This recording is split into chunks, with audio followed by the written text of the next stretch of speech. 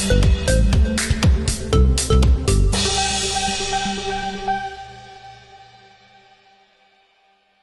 kan sudah datang dari rumah Bayi Ngomong sama kantornya juga, ke rumahnya Paula juga ya. Nah itu mungkin seperti apa sih Pak, mungkin hasil kedepannya itu terkait hak asasi anak atau gimana?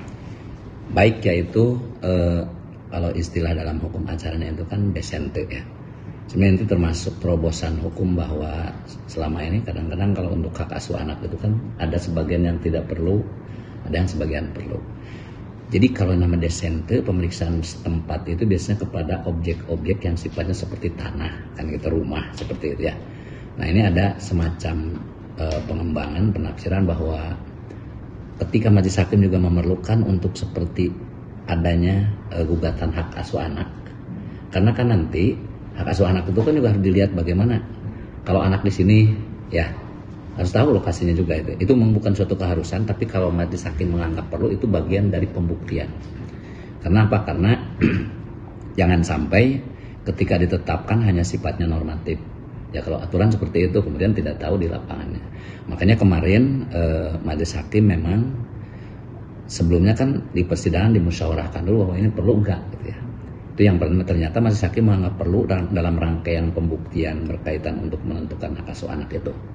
Di samping itu juga ternyata para pihak juga apa istilahnya tuh mengharapkan kalau majelis hakim itu juga mau melihat ke lokasi. Dua belah pihak juga. Karena itu kan semua lokasi dilihat.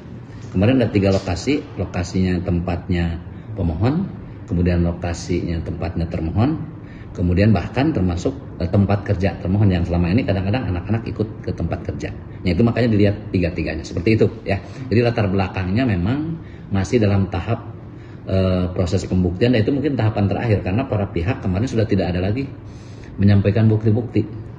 Ya jadi itulah sebagai tahap terakhir dalam proses pembuktian. Berarti itu permohonan dari Bayi Ngomong yang menginginkan hak asuh. Dua pihak juga sama. Dua pihak juga hanya. Jadi sama. Jadi dua pihak tuh baik pemohon ataupun termohon pasien itu mempersilahkan supaya tahu bagaimana kondisinya gitu kan.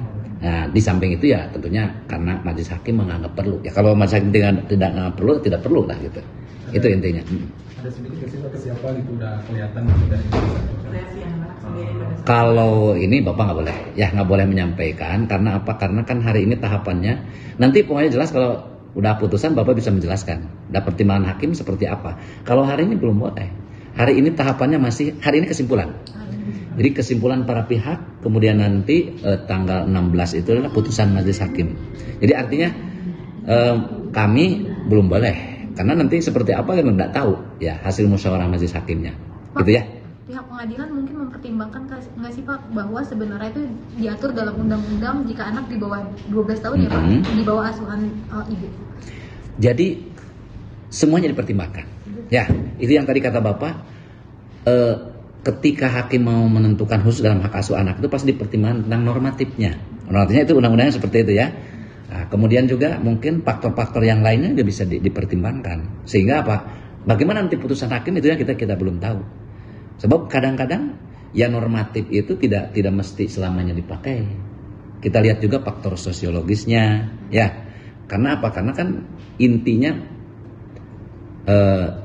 the best of interest of child, gitu kan katanya, istilahnya kan gitu ya, kata wartawan itu. Artinya mana yang terbaik bagi anak saat ini.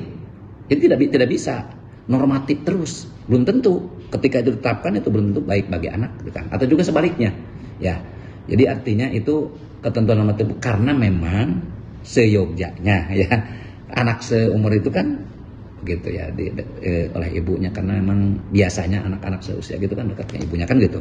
Tapi kan itu kan kita nanti lihat gimana ya hasil dari putusan. Insya Allah ya nanti tanggal 16 itu kalau tidak ada perubahan gitu ya.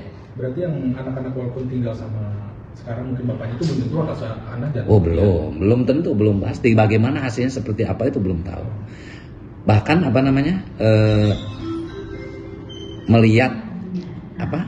melihat kondisi anak ya bisa jadi tidak ditetapkan pada salah satu gitu kan, bisa seperti apa nanti kita nggak tahu gitu ya. Biasanya seperti apa sih Pak kalau misalnya tidak ditetapkan? Jadi ada sekarang perkembangan yang terbaru, joint custody, artinya diasuh bersama-sama.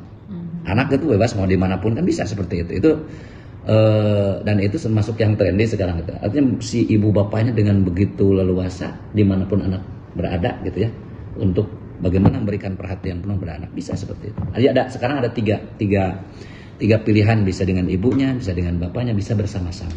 Apalagi kalau joint custody itu benar-benar disepakati oleh mereka berdua, lebih hebat. Ya, mungkin ada kasus-kasus yang lain tuh ya. Ada yang seperti itu. Artinya kesepakatan itu dibuat oleh mereka sendiri, bukan oleh pengadilan. Ada yang seperti itu. Itu. Tapi ditetapkan oleh pengadilan tetap. Maksudnya kan ini kesepakatan tadi kan Ya, Bapak bilang betul. kalau misalnya ada yang Ya, melanggar, betul. apakah ada sanksinya seperti apa nih? Nah, itu yang paling bagus sebetulnya atas kesepakatan para pihak. Kesepakatan para pihak nanti ditetapkan di dalam putusan.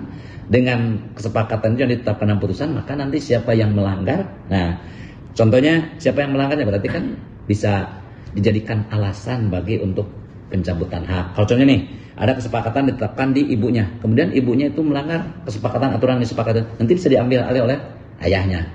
Bahkan dalam undang-undang dan peraturan Mahkamah Agung sekarang sudah ditentukan aturannya bahwa di dalam amar putusannya ketika menetapkan hak asuh anak itu kan ketika ditetapkan pada ibunya wajib memberikan hak akses ya seluas-luasnya kepada ayahnya untuk bisa bertemu dengan anak. Itu salah satu ketentuan untuk nanti bisa mencabut hak.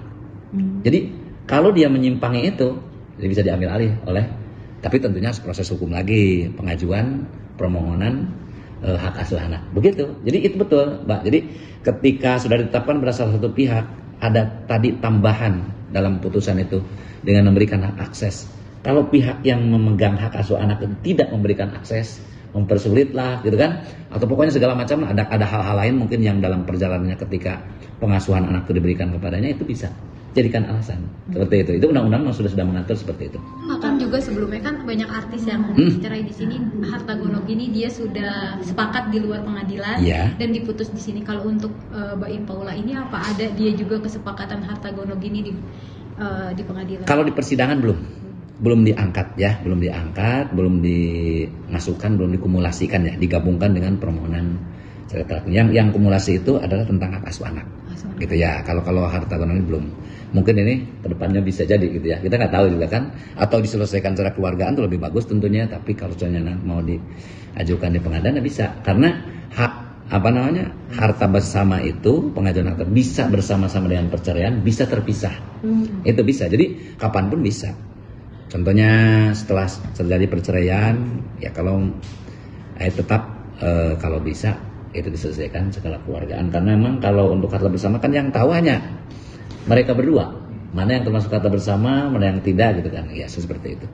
Nah ke pengadilan itu kalau diperselisihkan, dipersengketakan tentang ini masuk harta bersama tidak, nah itu kan. Tapi kalau sudah jelas-jelas, kan harta bersama kan mudah aja diperolehnya selama perkawinan gitu kan. Nah seperti itu kan mudah, itu definisinya.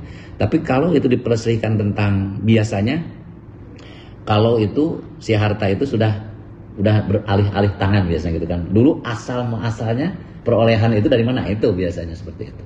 Berarti hari ini tuh agendanya kesimpulan Pak? Hari ini, betul, hari ini. Hari ini tanggal 26 itu adalah kesimpulan akhir dari para pihak. Tapi mereka menyampaikannya lewat ekot kan. Jadi menguploadnya langsung ke aplikasi gitu ya. Jadi kalau tidak salah tadi waktu persidangan berjalan itu kayaknya sudah masuk. Sudah ada masuk ya. Kan hari ini itu batas terakhir. Nggak tahu itu tadi masuknya mereka apa hari ini atau hari sebelumnya. Ini tuh hari terakhir gitu ya, batas terakhir gitu. Seperti itu ya. Agenda keputusan majelis hakim, musyawarah majelis ya. Kalau selesai musyawarah majelis hakimnya, ini kan dari tanggal sekarang sampai tanggal 16 sekitar 20 hari itu, ya berarti nanti bisa dibacakan dan itu pun di-upload di ekor juga. Oh berarti nggak langsung ya? Enggak ada persidangan secara offline. Dia sudah langsung dimasukkan ke aplikasi dan mungkin biasanya dalam prakteknya itu walaupun hari ini dimasukkan karena harus verifikasi juga oleh panitranya paling hari besoknya. Tanggal 16 ya? 16 ya. Barangkali itu ya.